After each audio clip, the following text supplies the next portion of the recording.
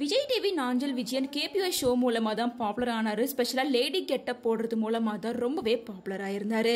கொஞ்ச நாளைக்கு முன்னாடி கூட குக் வித் கோமாளி ஷோல எனக்கு சரியான மரியாதை கொடுக்கறதே இல்ல, அதனால அந்த ஷோ விட்டு நான் விலகிட்டேன்னு சொல்லியிருந்தாரு. அதுக்கப்புறமாவும் விஜய் டிவி ஷோஸ்ல நிறைய ஷோஸ், அதுக்கப்புறமாவும் நிறைய விஜய் டிவி ஷோஸ்ல கலந்துகிட்டு தான் இருந்தாரு. இந்த நிலையில மனசோடைஞ்சு ரொம்ப வருத்தப்பட்டு ஒரு போஸ்டர் ஷேர் பண்ணியிருக்காரு. அதுல hello mister Vijay TV social media admin, கடந்த 15 வருஷமா விஜய் டிவில பல ஷோஸ்ல நான் நடிச்சிட்டு இருக்கேன். யாருமே போட்டோ போட தயங்கக்கூடிய பெண் வேடத்தை நான் துணிச்சலா போட்டு மக்களை சந்தோஷப்படுத்திட்டு இருக்கேன். நம்ம விஜய் டிவில பணிபுரிகிற எல்லா கலைஞர்களுக்கும் கடந்த வாரம் பிறந்தநாள் வாழ்த்தா நம்முடைய விஜய் டிவி தொலைக்காட்சி சோசியல் மீடியா மூலமா தெரிவிச்சீங்க. அதுல எனக்கு எந்த வருத்தமும் இல்ல. அதுல என்னோட பிறந்த நாளும் கடந்த வாரம் தான் நடந்துச்சு.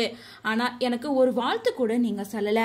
அத நீங்க ஏன் மறந்துட்டீங்களா அல்லது ஏன் வேண்டாம் அப்படின்னு சொல்லி ஒதுக்கிட்டீங்களா? அந்த காலத்துல ஒருத்தர் செய்யற தொழிலை வச்சுதான் உயர் ஜாதி கீழ் ஜாதி அப்படின்னு பிரிச்சாங்க. இப்ப நீங்க செய்யறதோ கிட்டத்தட்ட அதே மாதிரிதான் இருக்கு. டிவில உச்ச புகழ் பெற்ற நடிகர்களை உயர் ஜாதியாகவும், என்ன போல அங்கீகாரம் கிடைக்காம போராடிட்டு இருக்க கலைஞர்களை கீழ் ஜாதியாகவும் தான் நீங்க பாக்குறீங்க. எனக்கு இது வருத்தமா இருக்கு. மேலும் இந்த நிகழ்வு விஜய் டிவில பணிபுரியக்கூடிய அதிகாரிகளுக்கு தெரியாம கூட இருக்கலாம்.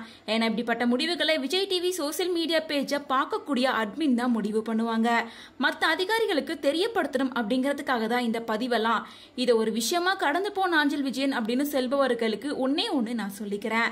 இப்படித்தான் பல இடங்கள்ல நம்ம உரிமைகளை நம்ம பெற மறுக்கிறோம். நம் உரிமையை நாம தான் கேட்டு வாங்கணும் அப்படின்னு சொல்லி ரொம்ப போல்டாவும் அதே நேரம் மனசுல ஒரு ஓரத்துல வருத்தத்தோடையும் இந்த போஸ்டர் ஷேர் பண்ணிருக்காருன்னு இந்த போஸ்ட் தான் இப்போ சோசியல் மீடியால வைரல் ஆயிட்டு இருக்கு.